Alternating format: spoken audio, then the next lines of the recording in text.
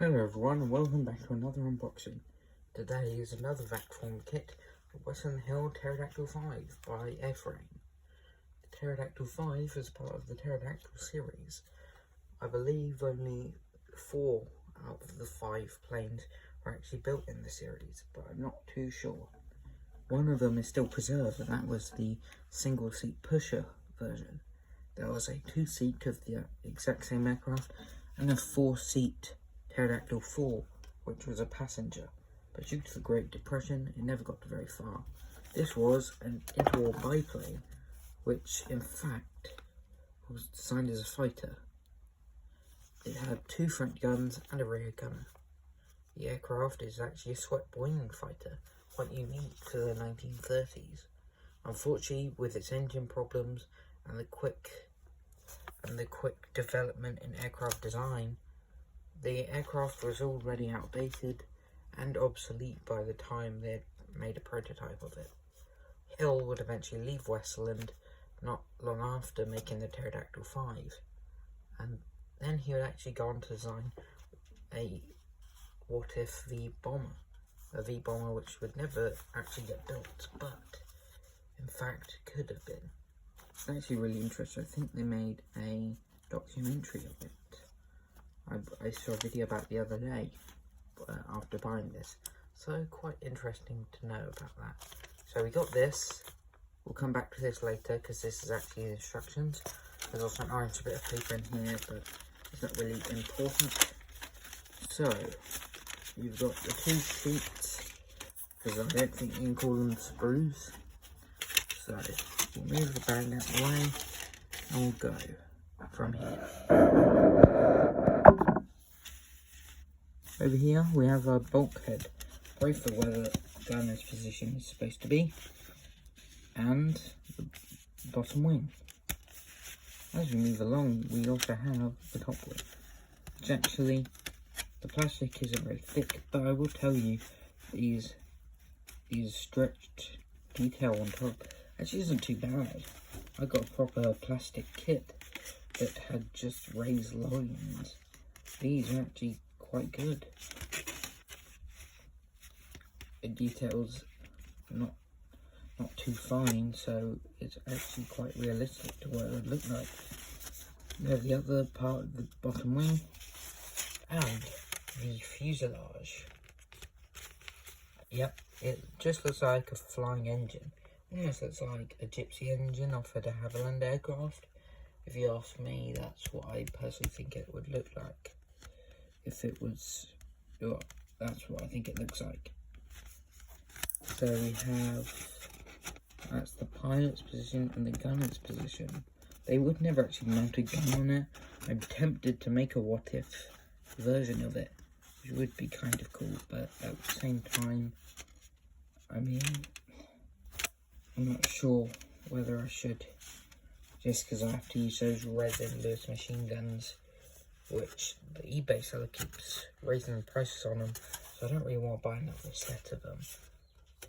I will say, here is the plastic thickness,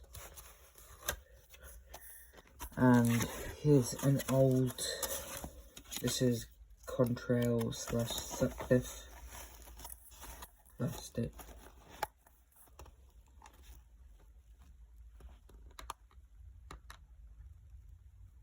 Now, even the Sutcliffe stuff is a bit flimsy.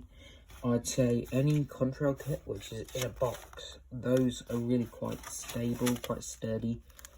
But even then, this is almost double the thickness. This is actually embarrassingly thin. This is also quite brittle. It's almost as thin as crisp, like a Walker's sort of thing. That's actually quite shocking. Here we have this internal bit. I'm not really sure why they give this to you, but I don't know how I'm going to use it, but I will try and do that.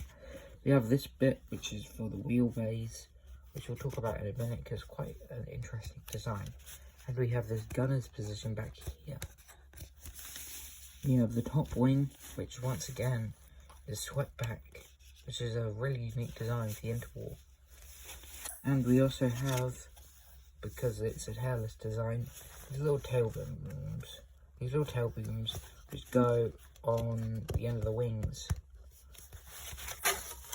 Now, it is missing a lot. One, it's a biplane, so it's missing struts, but also it's missing any wheels and propellers and any engine detail or chairs. They don't give you any metal or any decals, so it is a really bare bones kit, but they do tell you that, so it's alright, I guess. So you can see where the gun would be, and you can see where the bottom wing would be. Now, I did try and cut out this dent for the wing, and the whole thing just shattered almost.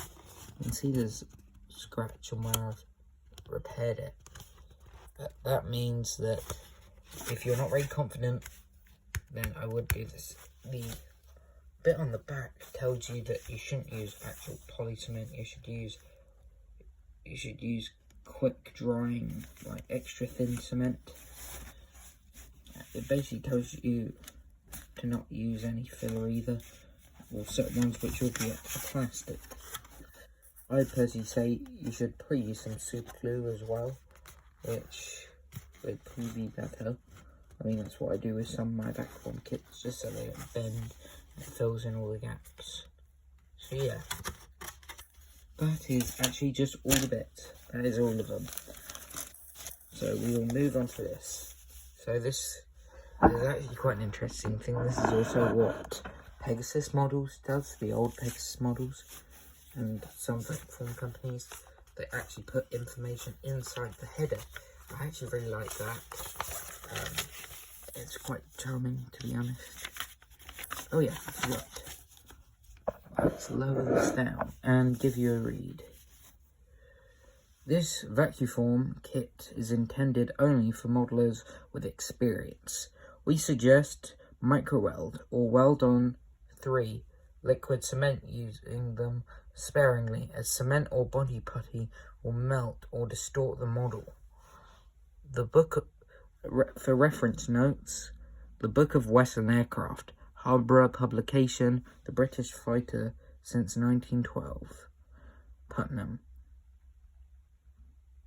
Air Pictorial, June, July, August 1973 issues. And then they give you an address to where I think these kits were made. So, you, like many vacuum kits, you get full 1 to 72nd scale diagrams, so you can easily make some things and add some detail. So, you got the top wing, yeah, it's quite big, and then you got the gunner and the cockpit section. We have some of the landing gear, which you can see on the front photo. Quite interesting. We'll show the next bit, so you can see what it's supposed to look like. All good, all good. Got the struts and the rigging. I'm not sure if I will. I'm still meaning to try some rigging, as I said on my previous unboxing, which I'm not sure if I uploaded yet. The double set. I think I have. But anyways, we have also the design of the propeller, but not for the wheels. So as you can see on the front, the wheels look at it's the equivalent of a bicycle. As you can see here, they're not side by side or anything. No, the other wheels are on the wingtips, as you can see there. That's it. Up inside, you have this. So I'm not going to read all of that because that's a lot. I'll give you a quick scan of it if you want to pause and read it. And once again, the address. I'm guessing to return it if you have any faults with it. I think it's probably a bad decision to buy it at this time, since it seems to be quite hot at the moment. I felt it almost won't melt in my room if I stored it in there. So this is actually quite interesting, I say. Airframe, airplanes of yesteryear. They give you a list of their 1/72nd scale vac form kits. And he has some crossed out. I'm not sure why, because actually some of these, like short Mayo composite, is a Sutcliffe kit. I don't know if Airframe reuses the mold from Contrail in Canada, or whether it's a different name for it. I'm not really sure. I'm not sure if they actually sell it as a company. I'm not sure if they operate as a store or something, but they have this list. We have some really interesting ones. Apparently the guy bought a Western Hill pterodactyl, of course, an HS-132, a short mirror composite, which he got both. He got a very long range monoplane, which I'm quite jealous about. I really want that. Narado 231, I'm not sure what that is. I think that might be the 46. Sopwith Snyder with decals. And he got a GB Racer with decals. And he got a Pesco Special Racer. And they have some stuff written down.